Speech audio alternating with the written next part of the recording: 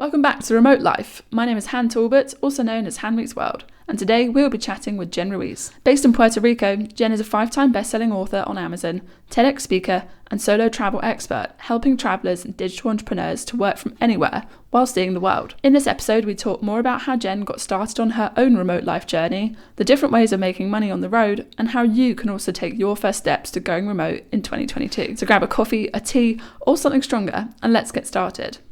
Jen, thank you so much for joining us on the Remote Life podcast. How are you? I'm doing very well. How are you? I'm doing good. Kind of just starting to readjust back to the days of the week again. First week of January and all the rest of it. Yes, I think we all know that feeling. Yeah. It's been such a weird kind of couple of weeks in general.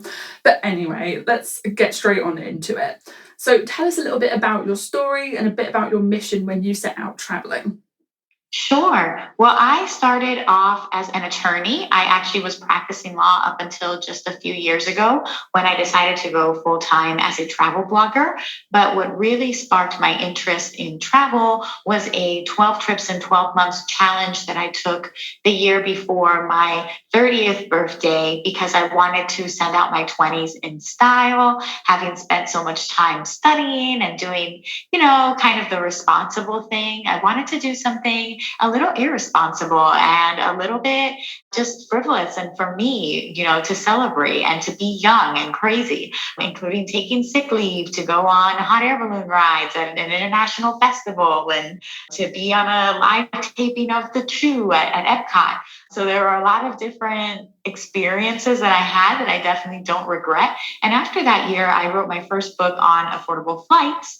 And that is what led me to actually transition into being a full-time travel blogger because I saw that I could make money online and I had that small proof of concept just in showing me that I would be able to make a transition. I was already teaching English online, so I had that kind of as an hourly salary and something to fall back on because I had been doing that in the mornings before going to work to fund all of my trips that year. But having that proof of concept with my own book that I self-published showed me that I could be this digital entrepreneur in addition to just kind of a remote employee, and it opened all new doors for me, and that's how I ended up where I am today. Amazing, and highly recommend going and checking out your books. I found them on Amazon, but people can find them on your website as well. Yes, you'll find the links on there to Amazon, and if there's anything else that you want to see, like I'm working on audiobooks now, so I'm always open to feedback in terms of new formats that people are interested in. Amazing. Are you still teaching English now? No. So I stopped teaching English, I would say maybe about a year into being a full-time travel blogger as I transitioned into other income streams. And I'm happy that that was the case because I actually believe that the company I worked for, VIP Kid, now is having some problems with their foreign tutors because of regulations in China saying that you can't have foreign tutors for local education or something of the sort. So I'm happy that I was able to transition out of that before that went away. And I think that that's kind of that false sense of security that people get with a steady paycheck. And I think I had that definitely with VIP Kid, even though I knew I was getting paid less than what I could potentially earn doing other things. I felt secure knowing that I had something I was doing regularly that was going to submit a regular paycheck. But in reality, there's no security there because now, look, that's not an opportunity I would have had available to me at this point in time. I would have had to find an alternative anyway. And I just think that it's actually better to diversify your income streams and to have lots of different eggs in your basket versus relying on that kind of one quote unquote steady paycheck that may leave or something may happen at any point in time to that. So it was really interesting to have that mindset shift and to see how that turned out. And I'm grateful that I was able to find other ways to monetize my online brand and presence to make up for the absence in that income with VIP Kid. Do you mind explaining this? That makes total sense. And I think that's like advice as old as time, right? Is to diversify your income. So if, even if pre-pandemic, that was such a huge piece of advice that everybody was talking about, but obviously now more than ever, it's so crucial. Would you mind just telling us, or just listing off what your multiple incomes are? Absolutely. So I completely agree with you. I think that it's a phrase that's very can be cliche, but really it's something that I didn't understand until I made the transition to full-time entrepreneur and saw that initially I had that craving, kind of you want to go back to what you know and the familiar. Mm-hmm. And so I had moments where I was so frustrated and I just wanted to be back at a regular paycheck and back at something that I wasn't kind of not knowing what was coming the next month and constantly having to pitch and be on the go. And so that's something that now I realize was a limited way of thinking. And I've learned from a lot of self-development books, a lot of money management books, that the way to get wealthy is by being your own boss in some way, by having investments, by having passive income streams, by having active income streams, by having different, companies that you found yourself or different business models that you are the head of. And that's really the way to amass money beyond just this amount that you're limited to every month in a paycheck. Even if you get a raise, it just doesn't make the kind of difference that having multiple income streams make. And that's something I realized when I started teaching online, because even if I had gotten a raise as an attorney, let's say a $5,000 or $10,000 raise, it wouldn't have come out to much more monthly. And with teaching online, I was able to make, an extra $2,000 a month or so in my spare time. And that was something that did come out to actually be substantial and help me travel more. So I was able to see the benefits of having multiple income streams. And so now, to answer your question, some of my income streams include self-publishing books, ads on my website, speaking engagements, at times webinars or consultations that I will hold myself. I have like online courses and different products that I offer. It's hard to always think of them off the top of my head. It's certainly varies. Because it's hard to keep track of all of them. But there's so many. And I would say, brand partnerships, that's a big one. And so that's, I would say, the main ones that I'm able to monetize. And I try to pick which ones are being the most lucrative. Like brand partnerships can be very lucrative, but they're also active, meaning that you have to put in a lot of time and hours into making that money. Freelance writing is another one. Freelance travel writing for different outlets. That's another one that can be very time consuming because you have to pitch different outlets constantly. You have to actually write the article. You're waiting months to have it be printed or for you to be paid. So it can be really difficult to pursue some of these different methods. And I try to find which ones are giving me the most money with the most ease and then capitalize off of that. So brand partnerships are one, even though they're active, but things like traffic and revenue to my website that I monetize with ads through Mediavine. That's one of my favorite income streams because it's done on blog posts that I've already published and it's on content that I've already created. So I don't feel the need to constantly be creating new things. I mean, obviously you want to update your blog, but it's just not the same kind of pressure or deadline that you have as when you're part of a campaign and have deliverables due. So it depends, I think, and it depends on the person and what you find works best for you. But I would try to identify which income stream you enjoy and then try to narrow it down more so that you're really focusing the bulk of your time on those that make you the most money. Amazing insights in there. And what I'm kind of getting, and feel free to disagree, but it's almost like a kind of, instead of the age-old earning money for your time, it's earning money for value instead. It's kind of an old switch up when you start going freelance and remote. Exactly. Absolutely. And that's why freelancers do such a good job, because they're able to, especially those that can kind of crank it out or outsource or just get it down to a science, how they produce content. If they build it up, they can have their own mini empire, digital empire with very little hands-on managing of it day to day required. So there's a lot of possibilities. And I think that when you don't take that leap, it's because you're scared that you won't be paid as a freelancer because you won't have enough value to provide. And that's a mental block that people really have to get over. People thinking that the market's already so saturated that there's no way to stand out, that it makes it difficult to find clients, that it makes it difficult to keep clients, that you have to offer your services highly discounted. All of these are a lot of mental blocks that keep people in that safety kind of security blanket of working for a salary, because they don't want to have to deal with them and they don't want to have to tackle those hurdles. And it can be really challenging to have to face all of that comes with being an entrepreneur. So it's not for everybody, but it can be really rewarding and it can provide you with more financial freedom and more, freedom with how you spend your time than anything else. And that's why I do advocate for freelancing, for starting your own online business, for being an entrepreneur of any sorts, for doing investments, for starting passive income streams as a side hustle. I think all of those are smart money moves and are moves that we should be exploring more of because none of us are getting any younger, We gotta start amassing our millions now. Very true that.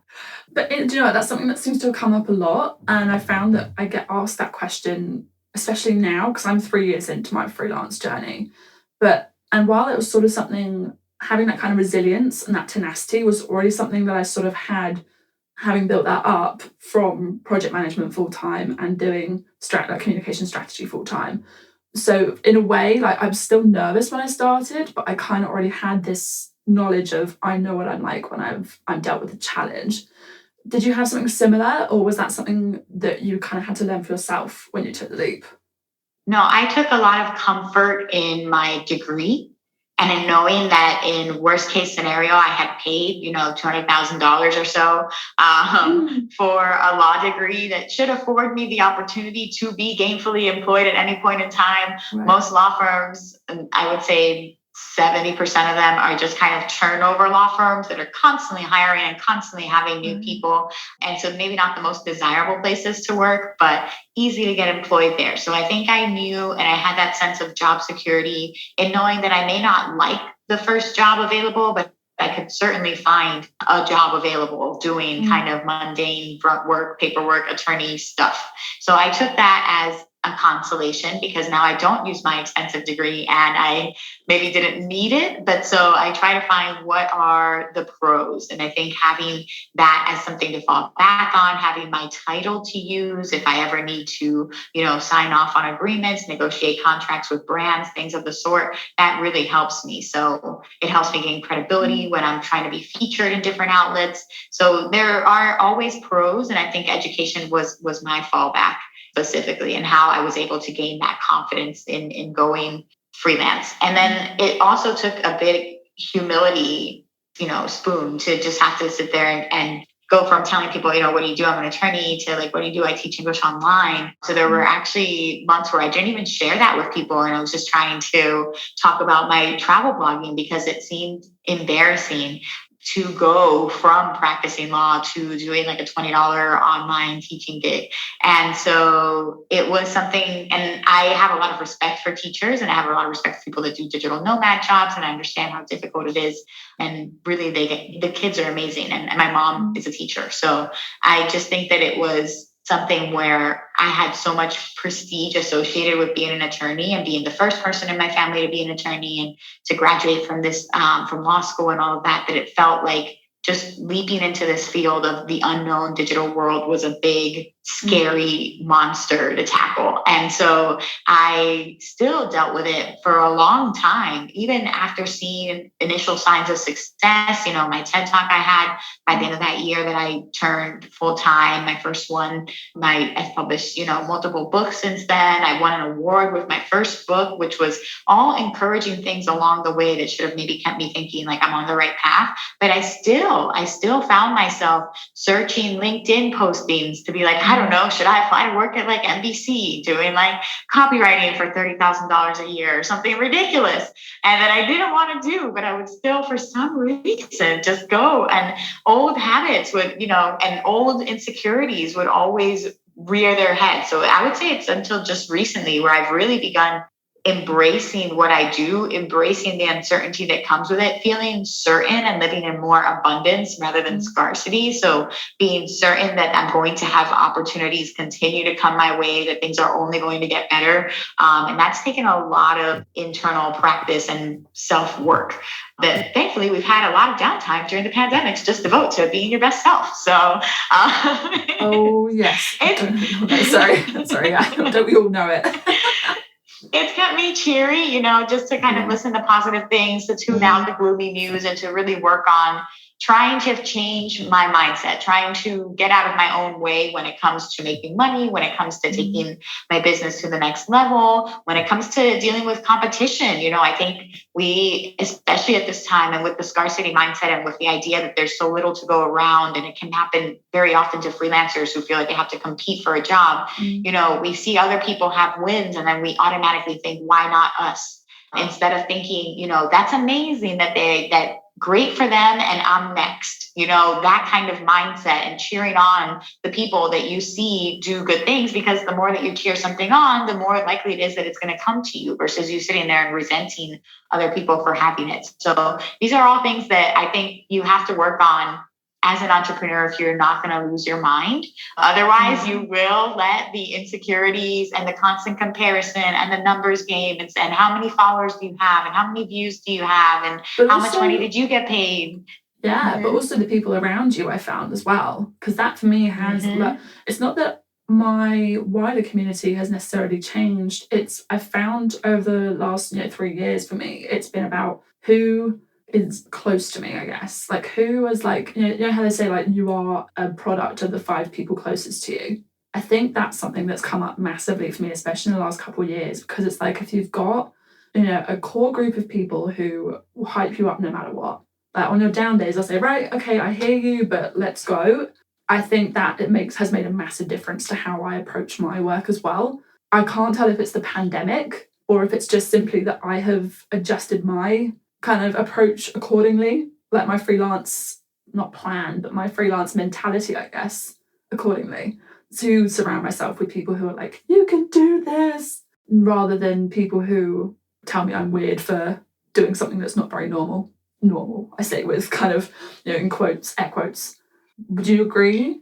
Yes, and your income will actually also be determined by the 5 people that you most associate with. You'll vary like by 20% or so, but it helps to just associate yourself with amazing people in this space. Thankfully, I think in the travel blogging space, there are so many really talented, wise, generous people that want to share their knowledge, that want to connect with you. I've been able to meet a lot of them at conferences. I'm friends with many through Facebook groups and social media platforms.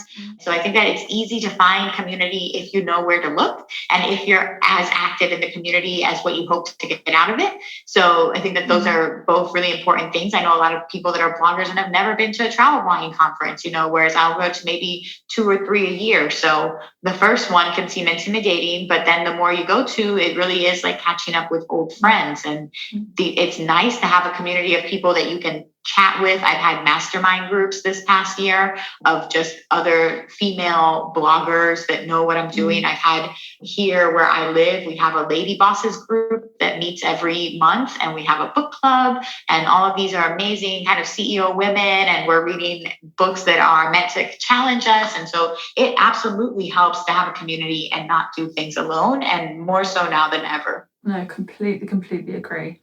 So just thinking about kind of your day-to-day or your average week, what does that look like for you then? Most of the time I'm home. I do like to have a home base. I know other people get a thrill of digital nomad life, but I find I get really anxious when I'm living out of a suitcase and I don't have space for the souvenirs I want to buy, and things are not straight, or, they're really wrinkled, or I don't have any one particular tool I would have at the house that I don't have there, or all my equipment. So I do like to have a home base. And for me, that is Puerto Rico. It has been for the last 2 years. They have generous tax policies here for digital nomads, and I was born on the island, so it was a natural fit. I really enjoy being here, even though it has its pros and cons, but I live in a community, as I mentioned, that has a lot of digital nomads and people that are doing e-commerce and courses and podcasts. And so all kinds of people here that are great to connect with. So that's where I'm based. And I think day to day, I would be here. I would be doing some kind of writing. I would wake up, I'd do self-development work, some kind of audiobook or podcast I'd listen to get my mindset right, do some kind of affirmation, set my goals for the day. Then from there, I would go work out. I would come back and have breakfast, and then I try to knock out my most pressing project right away when I have the most energy. So if that's writing an article, let's do that day. If that's, writing a blog post, if that's reviewing something, if it's producing content, I would try to get that knocked out earlier. I would maybe have some meetings during the afternoon, possibly meeting with, an opportunity or a different PR person, any kind of meetings, podcast interviews. And then I would do a lot of social media heavy interaction at night, because I feel like that's when I would have more of a bandwidth for it and can kind of zone out and do that for hours mindlessly a little bit. And then from there, I try to set my goals for the next day, see what I didn't accomplish, see what really needs to be put at the top of that priority list. And that's my day to day. And then I have it interspersed with a lot of local trips, a lot of press trips, a lot of conferences. So I could be taking on a regular, situation, usually 2 to 4 trips a month. With the pandemic, it has slowed, but it started up again this last half of 2021. So I was able to take, I would say, at least a dozen trips during that time. And I expect to still be traveling pretty consistently in 2022. So that's what my routine consists of. Love it. Amazing. And you talked about affirmations. You also have been super on it chatting about vision boards. And I saw today that you've just posted your 2022 one. Do you want to tell us a bit about that? But also what stuck out for me also is how you want to look after, kind of do more self-care and looking after your mind as well. So do you want to talk us through a little bit about that and what you're maybe like, not necessarily your solid plan, but kind of some things you'd like to aim for this year? Absolutely. I was actually new to vision boarding. The first time I did one was in the beginning of 2021, but it was because I was sitting there, I think, in the middle of the pandemic. And that's what pushed me to try all these new things, like dancing on TikTok in April of 2020, and trying the vision board. Because why not? I mean, the sky is falling. So what do we got to lose? And I also had just finished reading an audiobook listening to an audiobook by Jen Ruiz on where she mentioned that a vision board was like an arts and crafts project with the universe. And so I love arts and crafts. I love projects. I was a big nerd in school, and that really got my attention. So I decided to just go that day, get a board and do it. And I really put a lot of intention into the images that I cut out. It felt like I was finding images that were uniquely tailored to me and the things that I was looking for. And then I just put that all down on the board. And to my surprise, a good amount of them came true in a lot of surprising ways. From getting a literary agent to becoming part of the Point Sky Travel Advisory Panel, where I had a stipend to travel anywhere. And I had the words, travel anywhere literally on my board. So a lot of different really great things that came out of it. And so this year I figured, why not? If the woo-woo stuff works, why fix it if it's not broken? May as well keep it up. So I actually hear that you're supposed to kind of write down what happened and your gratitude on the old vision board, kind of seal that up, put it aside, and then get the new vision board ready. I did have it in a place where it was readily visible every day while I was working. I did think about the images a lot, and I would just stop and think about them and picture my life with these things that I wanted.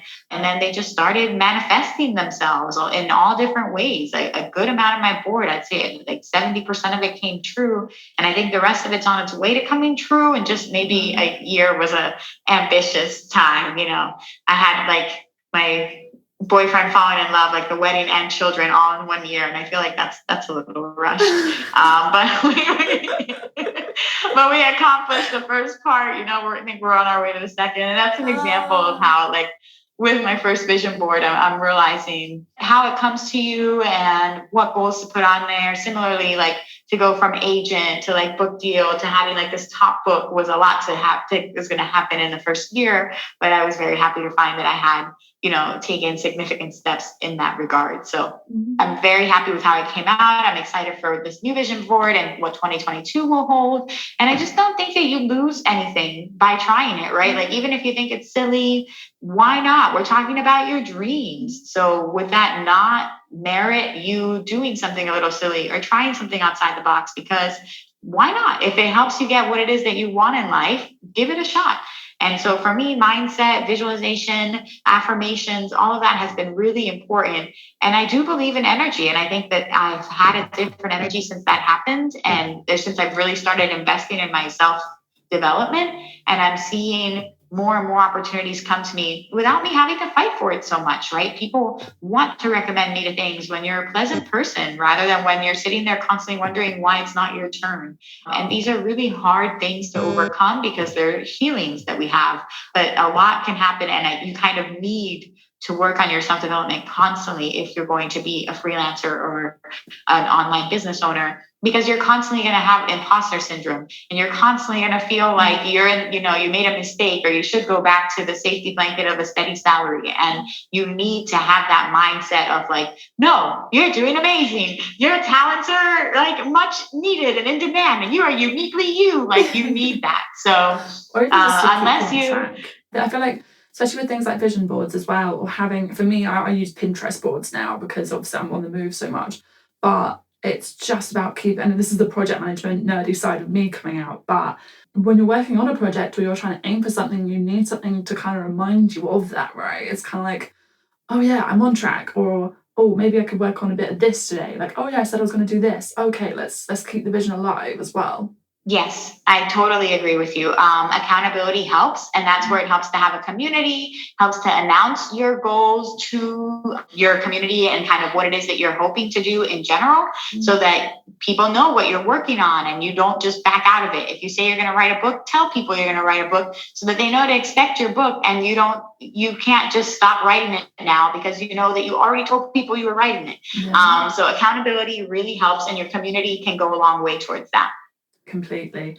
And just going back to self-care, like what kind of things do you do, or are you maybe hoping to implement in 2022? Because I feel like that's a big thing that comes up for freelancers. There's, especially now that we're coming out of this sort of hustle, boss girl kind of era, and we're trying to be more aware of how we treat ourselves, like, and when we're working, and even just the work-life balance in general.